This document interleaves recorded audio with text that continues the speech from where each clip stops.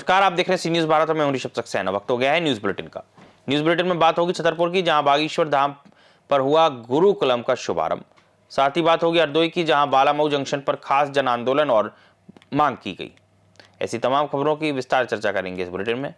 खबर भरतपुर से, जो भरतपुर स्थापना दिवस के अवसर पर बिजली घर चौराहा पर स्वच्छता और जन जागरूकता अभियान के तहत नुक्कड़ नाटक का आयोजन किया गया, जिसमें भरतपुर विकास प्राधिकरण के आयुक्त कनिष्ठ कटारिया ने नागरिकों, व्यापारियों और सफाई कार्मिकों को स्वच्छता की शपथ दिलाते हुए जन भागीदारी को आवश्यक बताया। नगर निगम के 7 दिवसीय अभियान के तहत व्यापारियों ने प्रतिष्ठानों के आसपास सफाई बनाए रखने की अपील की, जबकि सिटी अधिकारी राहुल सैनी ने स्वच्छता को जीवन शैली का हिस्सा बनाने पर जोर दिया।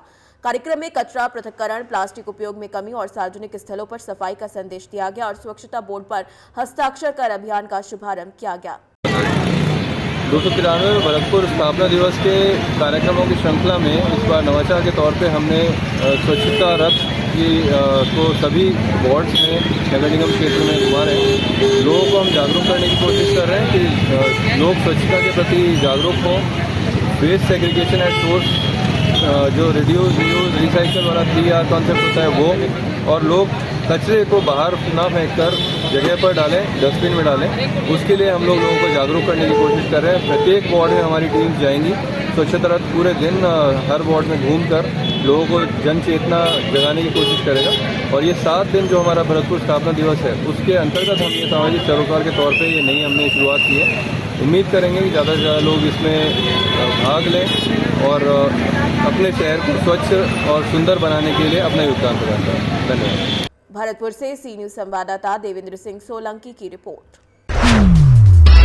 बागेश्वर धाम, जो अब तक दुनिया में आरोग्य, आस्था और न्याय के नाम से जाना जाता था, अब सनातन वैदिक गुरुकुल के रूप में पहचाना जाएगा, जहां देश भर के बटुक ब्राह्मणों को वैदिक शिक्षा, शास्त्र और शस्त्र का भी ज्ञान दिया जाएगा। वैदिक ज्ञान प्रदान करने के लिए बागेश्वर धाम पर बनारस के 4 विद्वान गुरुकुलम में निवास करेंगे और प्रथम वर्ष में 31 बच्चों को वैदिक धर्मकांड की शिक्षा देंगे। गुरुकुलम के शुभारंभ पर बागेश्वर महाराज, बद्रीनाथ वाले महाराज, उच्च शिक्षा मंत्री इंदर सिंह परमार सहित कई शीर्ष संत उपस्थित रहे। आज बागेश्वर धाम में वैदिक स्कूल का शुभारंभ किया गया है।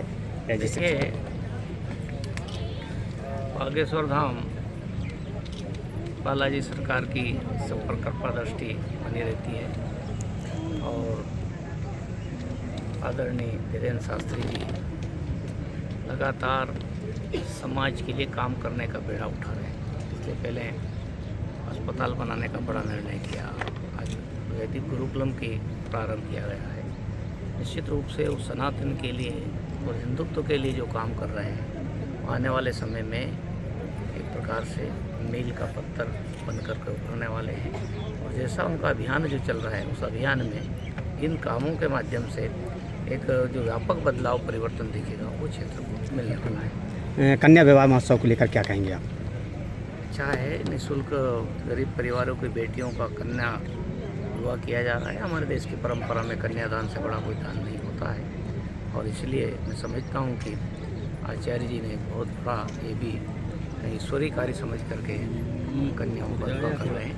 मेरी बेटियों को, नवयुवकों को बहुत शुभकामना है और आचार्य धीरेन्द्र शास्त्री जी को मैं धन्यवाद देता हूँ, जिन्होंने समाज की पीड़ा को समझ करके लोगों के जीवन में उत्साह लाने का काम वो कर रहे हैं, वो प्रेरणादायी है। छतरपुर से सी न्यूज संवाददाता कुलदीप सक्सेना की रिपोर्ट।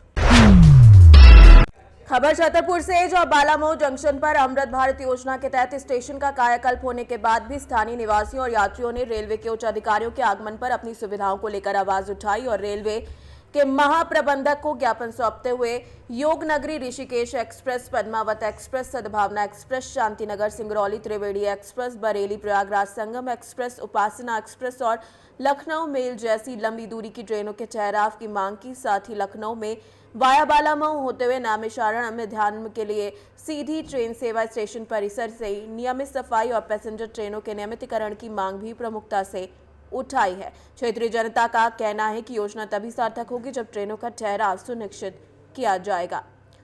हरदोई से सी न्यूज संवाददाता अनुराग सिंह की रिपोर्ट। जयपुर में मुख्यमंत्री भजनलाल की मंशा के तहत पंचगौरव योजना के अंतर्गत आंवला उत्पादन, मूल्य संवर्धन और किसानों को सशक्त बाजार उपलब्ध कराने के उद्देश्य से दुर्गापुरा स्थित राज्य कृषि प्रबंधन संस्थान में जिला स्तरीय आंवला क्रेता विक्रेता सम्मेलन एवं प्रदर्शनी आयोजित की गई। जिला कलेक्टर डॉक्टर जितेंद्र कुमार सोनी के निर्देशन में संपन्न इस कार्यक्रम में जयपुर सहित आसपास के क्षेत्रों से 700 से ज्यादा किसान, एफपीओ प्रतिनिधि, प्रभारी और व्यापारी, कृषि उद्यमी शामिल हुए। बताने कि सम्मेलन ने किसानों को सीधे क्रेताओं से संवाद का अवसर प्रदान किया, विपणन के नए मार्ग खोलने में मदद की। जिला कलेक्टर डॉक्टर सोनी और कृषि आयुक्त शुभम चौधरी ने किसानों की आधुनिक तकनीक, प्रसंस्करण, ब्रांडिंग और गुणवत्ता उत्पादन अपनाने के लिए प्रेरित किया। कार्यक्रम में आंवले के मुरब्बा, कैंडी, जूस, चूर्ण और औषधि उत्पादों के साथ कृषि उपकरण और नवाचारों का प्रदर्शन किया गया। Assistant professor doctor Yogesh Kumar Sharma, सेवानिवृत्त प्रोफेसर बीडी यादव और अन्य अधिकारियों ने उन्नत कृषि विधियों और वैज्ञानिक तकनीकों की जानकारी दी। उद्यानिकी विभाग की लघु फिल्म ने भी किसानों को कृषि और विपणन संभावनाओं की जानकारी दी। जयपुर से सी न्यूज संवाददाता भगवान दास शर्मा की रिपोर्ट।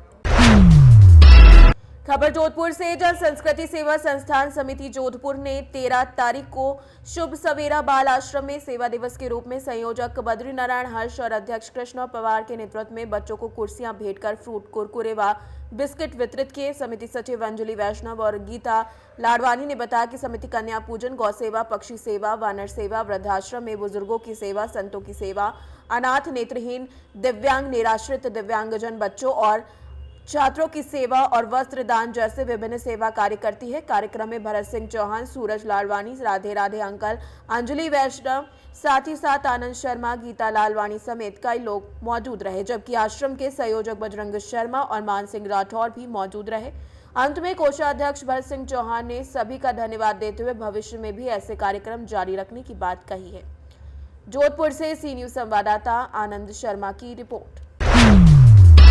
शिवनगर जुन्नारदेव विशाला, जिसे पहली पायरी के नाम से जाना जाता है, के जंगल हनुमान मंदिर में महादेव महाकाल की कृपा से पिछले 7 सालों से निरंतर विशाल भंडारे का आयोजन किया जा रहा है, जिसमें भोग प्रसाद के रूप में हलवा, पूरी, सब्जी, कढ़ी, चावल और पड़ी सहित संपूर्ण भोजन श्रद्धालुओं को वितरित किया गया। जुन्नारदेव विशाला में श्रद्धालुओं के लिए विशेष सुविधाएं भी उपलब्ध कराई जा रही हैं। जुन्नारदेव से सी न्यूज संवाददाता वीरेंद्र अग्रवाल की रिपोर्ट। खबर मुजफ्फरपुर से। जहाँ जिले के बंदरा प्रखंड स्थित शिव शक्ति धाम बरियापुर मोहनपुर में शुक्रवार को महारुद्राभिषेक, हनुमान आराधना और वैदिक मंत्रोच्चार के साथ 4 दिवसीय महाशिवरात्रि यज्ञ महोत्सव और संगीत सम्मेलन के 39वें अधिवेशन का भव्य शुभारंभ हुआ, जिसमें बाबा बुद्धेश्वर नाथ महादेव का रुद्राभिषेक किया गया।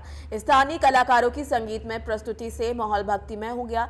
धर्मादा कमेटी के तत्वावधान में आयोजित इस कार्यक्रम में अध्यक्ष विमल कुमार सिंह ने क्षेत्रवासियों के सहयोग से आयोजन की जानकारी दी, जबकि शनिवार को 24 घंटे अखंड शिव महामंत्र, अष्टायाम और हवन, रविवार को पूर्णाहुति, महाश्रृंगार और शिव विवाह महोत्सव और महिलाओं द्वारा चौठारी महोत्सव और सोमवार को भव्य संगीत सम्मेलन के साथ समापन होगा। आयोजन को सफल बनाने में उपाध्यक्ष कौशल किशोर ठाकुर, सीताराम सिंह, रमेश ठाकुर, नारायण गिरी, अजीत शरण, राघवेंद्र ठाकुर, संजीव ठाकुर, मुकेश सिंह समेत कई लोग मौजूद रहे। पूरे क्षेत्र में धार्मिक उत्साह बना हुआ है। मुजफ्फरपुर से सी न्यूज संवाददाता दीपक कुमार तिवारी की रिपोर्ट। खबर सीहोर से, जहां चोरी पकड़ाने से गुस्साए युवक ने मीटर ही तोड़ दिया। जी हां, बता दें कि स्मार्ट मीटर से छेड़छाड़ कर विद्युत चोरी कर रहे उपभोक्ता को जब विद्युत मंडल की विजिलेंस टीम ने पकड़ा तो पहले उपभोक्ता ने टीम से बहसबाजी की, फिर विजिलेंस ने केस बनाया और उपभोक्ता की लाइट काट दी तो उपभोक्ता ने गुस्से में आकर डंडे से स्मार्ट मीटर ही तोड़ डाला। युवक ने बिजली विभाग की टीम के साथ गाली गलौज और अभद्रता की, जिसको लेकर बिजली विभाग ने जमशेद नगर निवासी जहीर अहमद के खिलाफ थाने में शिकायत की है। सर, एक कोई मामला हुआ था परसों के रोज में, क्या मामला था? उसने मीटर भी तोड़ दिया था पूरा।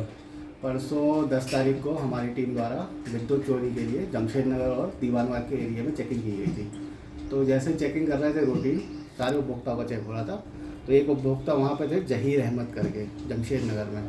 उनके घर गए, उनके यहाँ चोरी थी, केबल में कट लगा के चोरी कर रहे थे। केस बनाने लगे, उनका पंचनामा तैयार करने लगे। इतने में उनके घर के सदस्य का एक युवक आया, डंडा लेके आया। पहले हमारे पूरे स्टाफ को गालियाँ दी, गाली गलौज करा बहुत सारा, और फिर मीटर के साथ तोड़ फाड़ कर दी, बिल्कुल तोड़ दिया। जैसे कि आप देख सकते हैं, वीडियो भी वायरल हो रहा है उसका। उसने पूरे मीटर को क्षतिग्रस्त कर दिया। चोरी कर रहा था, उस पर पंचनामा बनाया, उस पर जुर्माना भी किया है, मीटर की कॉस्ट भी जोड़ी और थाने में हमने आवेदन दिया है इस उपभोक्ता के खिलाफ कार्रवाई करने के लिए और थाना वालों ने आश्वासन दिया है कि हम उनके ऊपर कार्रवाई करेंगे। सीहोर से सी न्यूज संवाददाता रजनी राय की रिपोर्ट। उज्जैन के नागदा में भूमि को लेकर विवाद ने नया मोड़ ले लिया है, जिसमें विक्रेता शरणजीत सिंह सलूजा का आरोप है कि उन्हें पूरी राशि नहीं मिली और खरीदार प्रीति अरोरा, पति अजय अरोरा निवासी झाबू और जुगल किशोर अरोरा पिता ओम प्रकाश अरोरा निवासी नागदा गलत स्थान पर कब्जा कर रहे हैं। जबकि रिश्तेदारों का कहना है कि रजिस्ट्री और नामांतरण पूरी तरीके से वैध है, किसी बकाया राशि की बात नहीं है। विवाद के बाद पटवारी ने मौके का निरीक्षण कर पंचनामा तैयार किया, जिसमें दोनों पक्षों के बयान दर्ज किए गए हैं। खरीदारों ने सीमेंट पोल और गेट के निर्माण पहले से राजस्व निरीक्षण में देखे जाने की बात कही। प्रीति अरोरा और जुगल किशोर अरोरा ने एसडीओ और नागदा थाने में शिकायत दर्ज कराई है, जबकि राजस्व विभाग द्वारा उनके विरुद्ध दबाव बनाए जाने का आरोप लगाया गया है। स्थानीय नागरिकों का कहना है कि निष्पक्ष जांच और स्पष्ट सीमांकन की समाधान संभव बना सकता है। फिलहाल प्रशासनिक कार्यवाही और राजस्व विभाग की अगली प्रक्रिया पर सभी की नजरें टिकी हैं।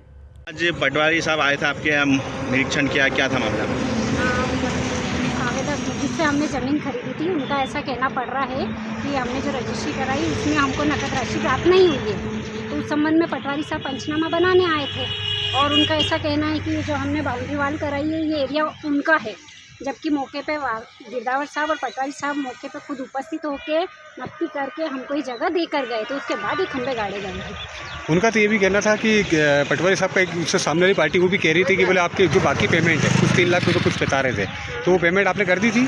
सर पेमेंट होने के बाद ही रजिस्ट्री होती है, क्योंकि रजिस्ट्रार साहब ऐसा सिग्नेचर नहीं करते किसी रजिस्ट्री पे कि नकद राशि प्राप्त हो गई है और किसी भी प्रकार का 3,25,000 जो नगद राशि की बात है, तो नगद राशि हमने दी तब उनने रजिस्ट्री की और रजिस्ट्री करने के बाद उसके अंदर जो चेक नंबर लिखे गए हैं वो चेक हमने रजिस्ट्री होने के बाद ही उनको दिए। अगर पार्टी का ये कहना है कि मेरे को नगद राशि नहीं मिली तो कोई भी पार्टी बिना पैसे लिए रजिस्ट्री कर सकती है क्या? क्योंकि रजिस्ट्री होने के बाद हमने चेक दिया तो कुछ पैसा मिला होगा तभी व्यक्ति ने रजिस्ट्री की। और रजिस्ट्रार साहब ने 3 बार पूछा आपको पैसे मिल गए, तो बोले हाँ मिल गए, क्योंकि 2 रजिस्ट्री हुई है, इनके नाम से अलग रजिस्ट्री, मेरे नाम से अलग रजिस्ट्री, उनके नाम से अलग रजिस्ट्री है। तो हमसे पूछा गया और रजिस्ट्रार साहब ने हमसे भी पूछा और सामने वाले से पूछा, तो वहाँ तो उन्होंने बोला कि हमें रजिस्ट्री के पैसे मिल गए तभी रजिस्ट्री हुई है। और अब 5 साल बाद उनका कहना पड़ रहा है कि हमको रजिस्ट्री के पैसे नहीं मिले, ज़मीन पर आपने अवैध कब्जा कर लिया है, ज़मीन पर हमारा कब्जा है, बोर्ड है, पटवारी आए हैं, गिरदावर आए हैं, उनने नफ्ती वफ्ती करके और वो कब्जा करवा के गए हैं और हम बाकायदा हमारे खंभे में बोर्ड वोर्ड लगे हुए हैं। चलिए धन्यवाद। सर आज तहसील कार्यालय में एक शिकायत के बाद आप यहाँ पे आए थे, क्या मामला था पूरा ये? मामला ये है कि शरणजीत सलूजा और पिता हरवंश सलूजा वर्सेस जुगल किशोर अरोरा। शरणजीत सलूजा के द्वारा जुगल किशोर को 2 प्लॉट बेचे गए थे 11,74,000 में।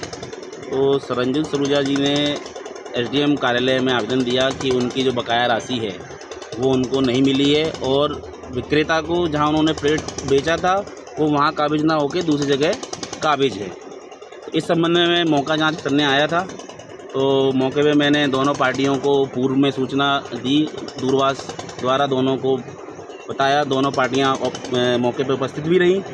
दोनों की पार्टियों की दोनों पक्ष मैंने बाकायदा पॉइंट वाइज सुने भी हैं और उनका पंचनामा बना दिया है। अब आगे की कार्रवाई जो भी होगी वो एसडीएम कार्यालय से। सर दूसरी पार्टी का क्या कहना है?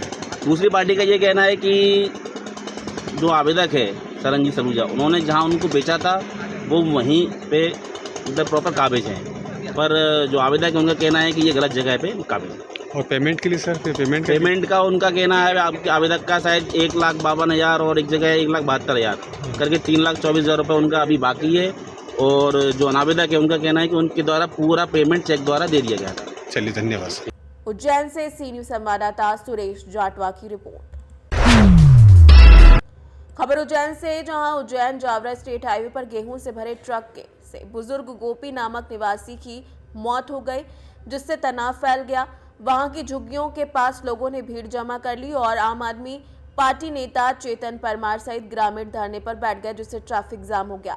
प्रशासन ने मौके पर पहुंचकर समझाइश दी, लेकिन जब लोग उठने के लिए तैयार नहीं हुए तो नागदा पुलिस थाना प्रभारी ने हल्का बल प्रयोग कर चेतन परमार को गिरफ्तार किया और रोड को पुनः खुलवाया। लोगों ने आरोप लगाया कि स्टेट हाईवे पर 17 बार ऐसी दुर्घटनाएं हो चुकी हैं। प्रशासन प्रभावी कार्यवाही नहीं कर रहा है, इसलिए जनता को सड़क पर उतरकर चेतावनी देनी पड़ रही है।